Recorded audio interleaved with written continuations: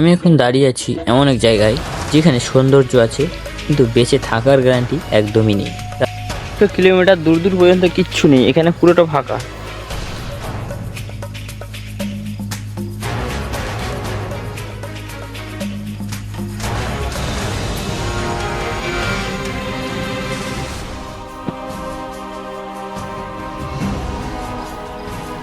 চারিদিকে সবুজ মাঠে ভরা, দেখতে অসাধারণ, কিন্তু শান্তির আড়ালে আছে এই মারাত্মক বিপদ, মানে প্রচণ্ড গরম। সূর্য ঠিক আমার মাথার ওপর, তাপমাত্রা এতটাই বেশি মনে হচ্ছে শরীরের ভেতরের জলের পরিমাণ একদম শুকিয়ে যাচ্ছে।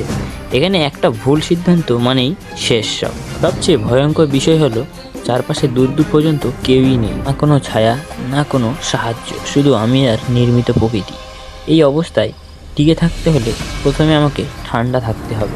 আর এখানে এই রোদের মধ্যে বেঁচে থাকার জন্য তোমাকে ভাত খাও বা না খাও, জলটা অবশ্যই খেতে হবে।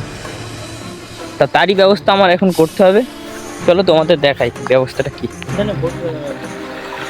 মেলা আমার সব ড্রিঙ্কস বেরিয়ে যাবে, চলে রোদের মধ্যে ড্রিঙ্কসটা খেতে থাকি।